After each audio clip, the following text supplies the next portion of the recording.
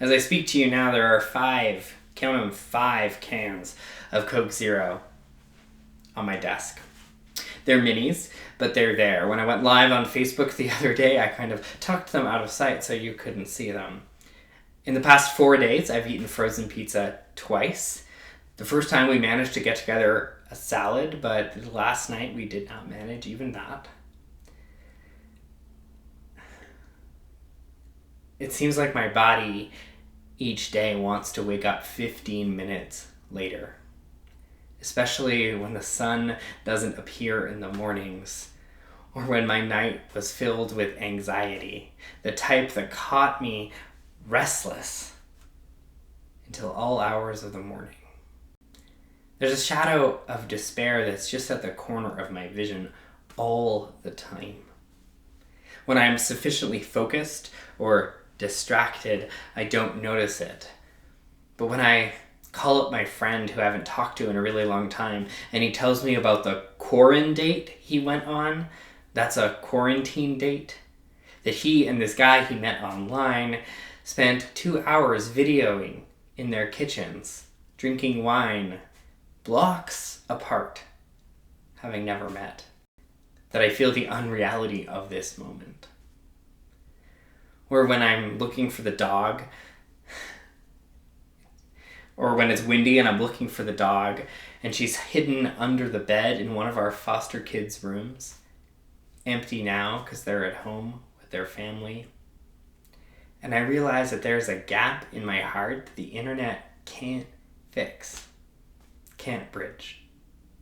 Or when I forget that it's not a normal day and I go about my normal routine, turning on the news first thing in the morning and hearing the staggering numbers, the government inaction, the free-falling markets. The vision of despair moves from the periphery of my vision to much closer. I tell you all of this right now because I want you to know that we are not superheroes. That we are all experiencing a collective trauma. Our bodies are experiencing a collective trauma. And in trauma, in stress, in anxiety, our thoughts don't work like they always do. Our bodies don't respond like they usually do. We're slower, tenser. It's harder to do basic things. And it's easy right now, especially on social media, to see people doing heroic things, like parenting and teaching your kids while working a full-time job at home. Or like going to your job when you're probably going to be exposed to this disease without the right equipment.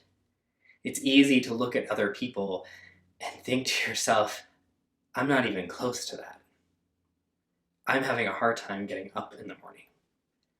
I feel the weight of grief in my life so heavy that I'm not okay. And here's what I want you to know, because it's something that I tell myself every day. We live in a society that tells us that our worth is connected to what we do. We live in a society that tells us that our productivity, our efficiency, our ability to get things done defines our worth. And that's not true. It's okay right now if you're not okay. If you haven't perfected in-home workouts, if you haven't been taking this time to do all those things around the house that you've always wanted to do but never had the chance. It's okay if the to-do list keeps getting bigger every day. It's okay if it doesn't feel manageable, because it's not. But here's the truth.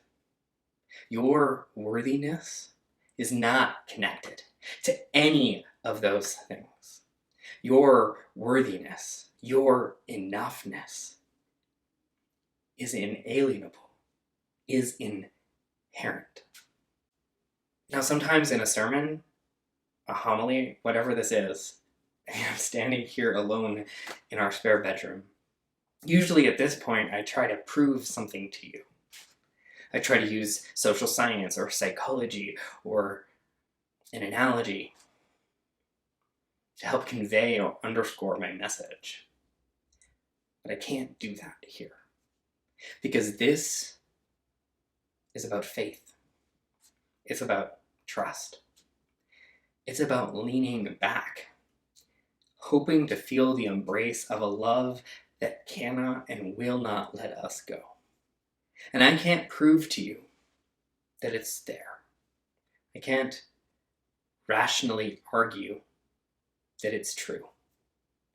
But what I can say is that there are moments in which I glimpse my own enoughness, where I feel it come over me, wash over me. And there's a contentedness in my imperfect brokenness, in my capacity to still love despite my flaws, to still do what I can do, even when anything more is just impossible. Our worthiness to breathe, to see another day, to be supported and welcomed into this world has nothing to do, nothing with what we're able to do in the world. It has everything to do with who we are. Perfectly imperfect creatures, trying to make our way, emanations of the universe, products of natural selection, beings co-creating reality, love finding a way, beings drawn by a force far beyond our imagining. It was years ago that I wrote this poem. It was one of those poems that just came to me. I was walking into the intentional community I was living in, and one of my friends, Caitlin, was on the floor, and she was like stripping paint that had been on the floor. It had been on the floor since we had arrived. I don't know when it got there. It was the same color as one of the other rooms, and so probably it splashed and fell on the ground. And so finally, 8 months later, we had gotten around to actually thin the paint and chip it off. And I saw her. She kind of looked at me and made a little flex with her arm. And then this poem came to me. My God is a paint thinning God. She strips down my carefully applied outer coat, finds the wallpaper that I would rather hide, that years of painting allowed me to forget. And she brings me back to my first layer.